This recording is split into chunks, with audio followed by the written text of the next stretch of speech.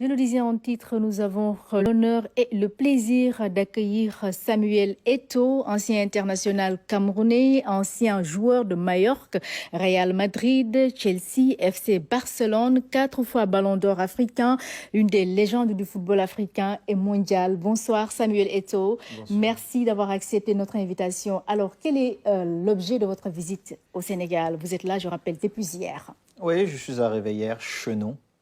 Euh, Nous avons lancé une nouvelle start-up, Bago, qui a pour ambition de faciliter nos voyages.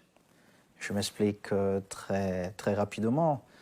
Nous voyageons tous et très souvent nous utilisons juste un trolley. Pourtant, nous avons, par l'achat de nos billets, à 30 kilos de plus que nous n'utilisons pas. Alors notre plateforme, elle vous offre la possibilité de vendre ces 30 kilos dont vous avez droit et ça réduit un peu vos frais de billets d'avion et nous offrons ces 30 kilos à d'autres qui en ont besoin. Voilà plus ou moins pour simplifier l'explication. Donc nous voulons rendre vos voyages rentables, je dirais.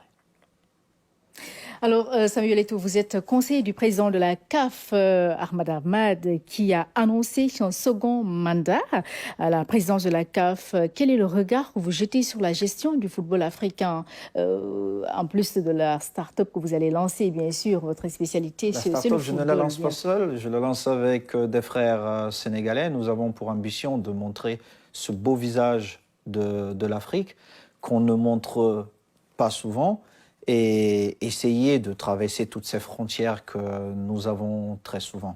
Et pour revenir sur le président Ahmad, c'est un honneur, un plaisir pour moi d'être conseiller de ce monsieur qui a fait beaucoup de changements dans la gestion du football africain. Et comme tous ces présidents qui ont apporté leur parrainage pour sa réélection, je m'aligne derrière tous ces présidents pour dire que nous avons besoin du président Ahmad pour qu'il continue à rénover le football africain. Et vous suivez certainement l'équipe du Sénégal, Samuel Eto'o, qui est première au classement FIFA en Afrique. Quel est votre avis par rapport aux performances de notre équipe? Et c'est bien mérité, c'est bien mérité. Je pense tout d'abord au sélectionneur. Il est vrai que quand on parle des performances, on regarde d'abord les joueurs, mais il est important aussi de souligner le rôle très important du sélectionneur. Et j'ai la chance qu'il soit un ami et frère.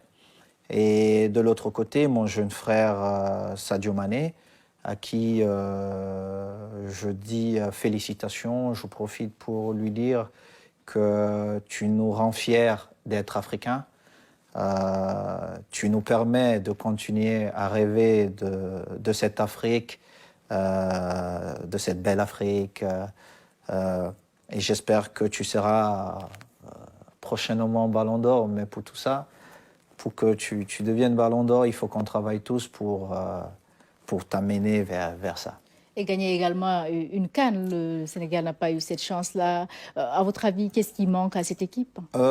Déjà, il faut être fier parce que cette équipe a joué la dernière finale de la Coupe d'Afrique. Félicitations, il manquait de peu. Hein.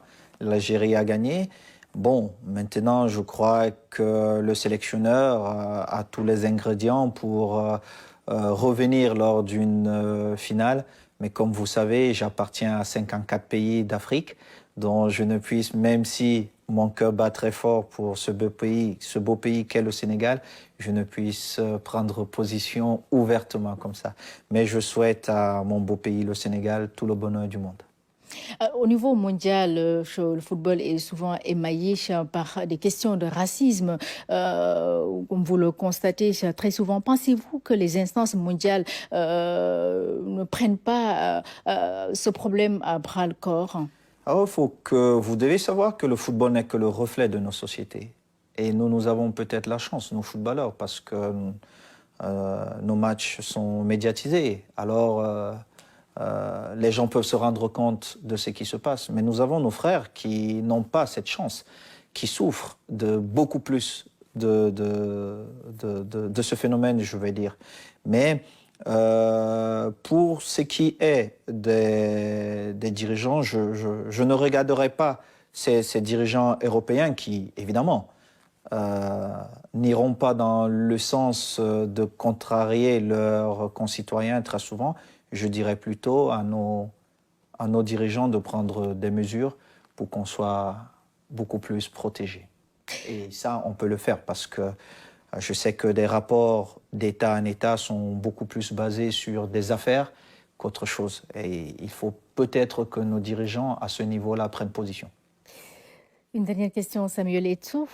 Peut-il être un jour président de la Fédération camerounaise de football ou de la CAF? Le plus important pour moi, c'est d'aider le football camerounais et le football africain en général de continuer à progresser. Je n'ai pas pour ambition de devenir président de la Fédération camerounaise de football ou président de la CAF. Les quelques mois qui me restent, je veux me préparer pour, j'espère que Dieu va me l'accorder, me préparer pour ce qui me reste de vie. C'est pourquoi j'ai repris mes études, parce que quand j'étais joueur, je n'avais pas la possibilité de continuer mes études. Alors quand j'ai arrêté, je me suis donné comme promesse de continuer mes études, d'avoir mes diplômes et d'être prêt pour cette vie-là. Après, qu'est-ce que Dieu me réserve? Je ne sais pas, mais le plus important et le plus difficile souvent, c'est d'être prêt. Et on verra à ce moment-là. Et vous êtes également prêt à lancer une start-up au Sénégal, dont c'est l'objet justement de votre visite dans notre pays. Tout à fait. Qu'est-ce qui explique un peu votre attachement au pays de la Teranga? Je suis d'abord africain avant d'être camerounais. J'adore le Sénégal et c'est toujours un grand plaisir pour moi quand je reviens ici chez nous. Et j'ai la chance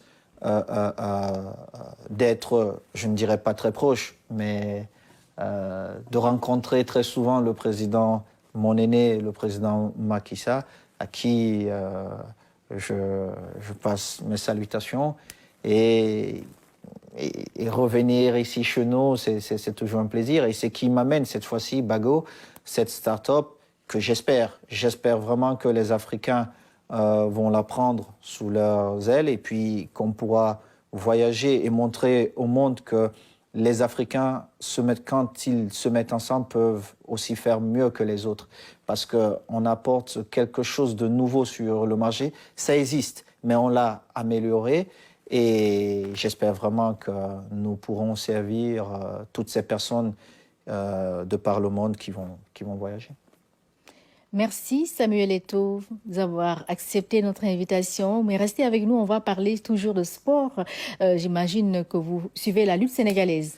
Oui, et apparemment, ça a beaucoup plus d'ampleur que le football. En tout cas, au Sénégal, c'est notre sport national.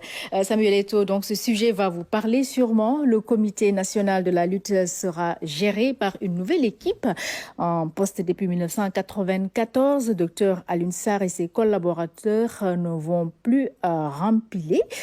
Qui va succéder donc au Dr Alioune Sarr? La réponse sera donnée demain par le ministre des Sports, Matar Ba. En attendant, François Seck nous en parle.